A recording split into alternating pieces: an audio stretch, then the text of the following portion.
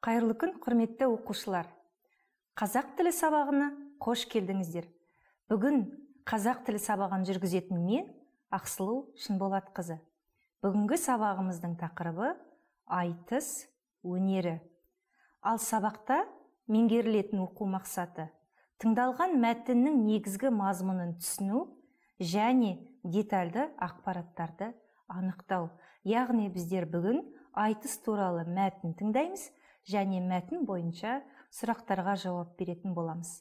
Ал енді оқушылар, қалай ойлайсыздар, айтыс дегеніміз не?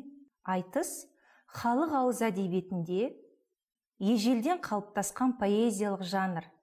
Ақындар арасында айтылатын сөз сайысы, жыр сайысы. Айтыстың бірнеше түрі бар.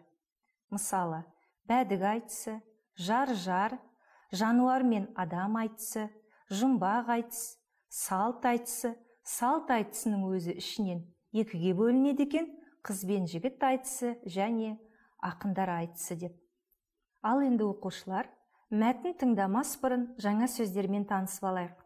Жаңа сөздерді алдын ала танысып алу, білу біздерге мәтінді оңай түсінуге көмектеседі екен. Ал енді экранда берілген сөздерге назар аударыңыздар. Бірінші сөз суырып салды. Бұл тұрақты тіркес. Дайындықсыз өз жанынан өлең шығарды дегенді білдіреді. Яғни сайысқа қатысатын ақын табанда тез уақыт аралығында өлең мен сұраққа жауап беріп өз ойын айтады екен. Суырып салма ақын, бұл да тұрақты тіркес. Табан астынан өлең шығаратын ақын дегенді білдіреді. Көне, сын есім, қандай деген сұраққа жауап береді. Бір кездері болған, өтіп кеткен, бұрынғы, ескі деген мағынаны білдіреді. Одан кейінгі сөз құдірет, зат есім. Яғни керемет күш, ғажайып қасиет дегенді білдіреді. Одан кейінгі сөзге назар аударсақ, бұл той, томалақ, зат есім. Кішігірім ойын сауық деген мағынаны білдіреді. Келесі сөз көңілін аулады. Бұл тұрақты тіркес.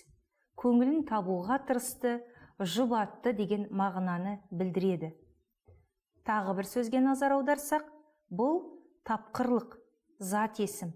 Не деген сұраққа жауап береді? Ұтымды ой айта білу деген мағынаны білдіреді. Додаға түсті.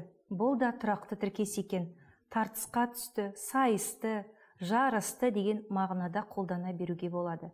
Ал енді оқушылар, тыңдалым мәтінімен жұмыс жүргізуге дайынсыздар ма? Ендеше оның сұрақтарын оқып танысып алайық. Бірінші сұрақ: айтыс әдебиеттің қай саласына жатады? Екінші сұрақ: айтысқа кімдер қатысады? Үшінші сұрақ: суырып салып сөз сайыстыру қай халыққа тән? Төртінші сұрақ: айтыс жырларының көне түрі қайсысы? Бесінші сұрақ: жар-жар қай кезде орындалады? Алтыншы сұрақ: жұмбақ айтыстың ерекшелігі неде? Соңғы сұрақ: ақындар айтысының ерекшелігі неде екен? Ал енді оқушылар, бейне баянды тамашалап, осы сұраққа жауап беріп көріңіздер. Айтыс халық ауыз әдебиетінің ерекше жанры. Ақындардың белгілі бір тақырыптарға табан астында суырып салып өлең құрап, бір-бірімен жауаптасып, пікір айтысып, сөз сайыстыруын айтыс деп атайды.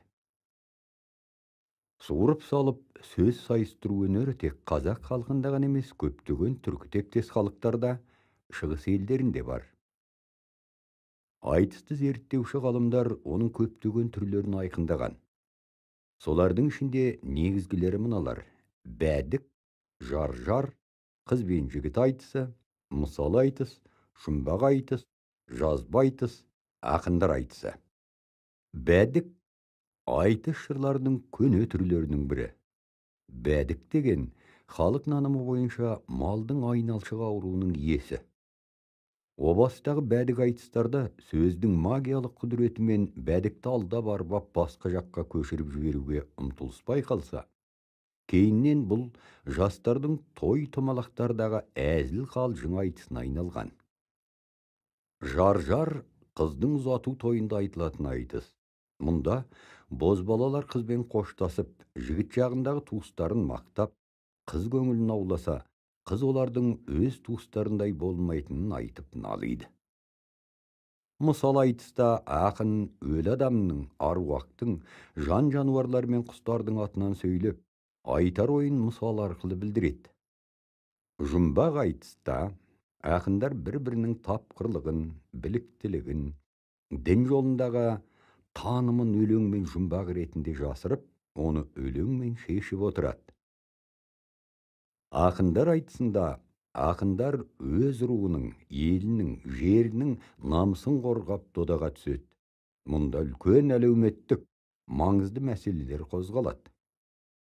Айтыс көбінесе өзінің мазмұны мен сипаты жағынан тұрмыс салт жырларымен терең үндесіп, астасып жатады.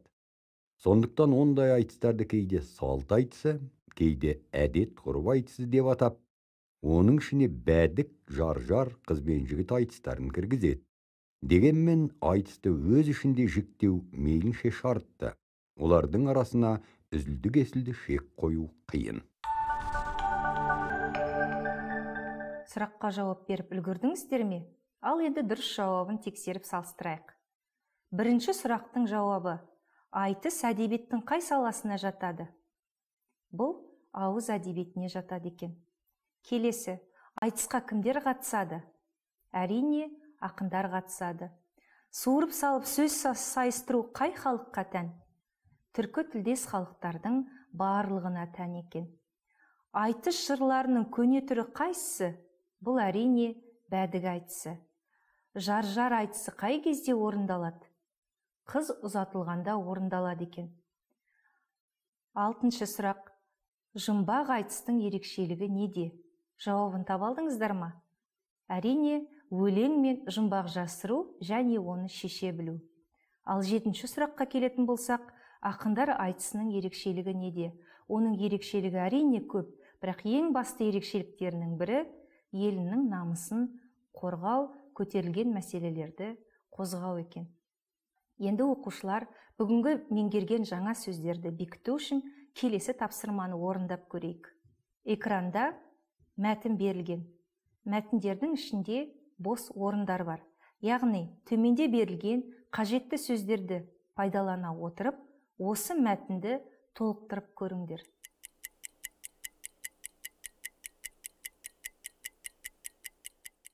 Ал енді оқушылар, толықтырып үлгердік пе? Енді дұрыс жауабын салыстырып көрейік. Жауабы мынадай екен. Мен мәтінді түгел оқып шығамын, ал сіздер жауабын салыстырып көріңдер. Айтыс көне заманнан келе жатқан дәстүр. Айтыс сөз құдіреті. Айтыста суырып салма ақындар дайындықсыз өз жанынан өлең шығарып сайысады.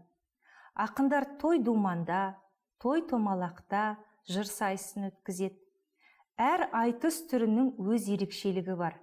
Мысалы, жар-жар айтысында жастар ұзатылған қыздың көңілін аулайды. Ал жұмбақ айтысында тапқырлық қажет. Әдетте додаға түсіп, жеңіп шыққан ақындар сый-сияпатқа ие болады.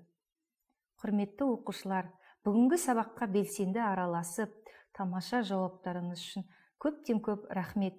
Келесі сабаққа дейін қош, сау болыңыздар.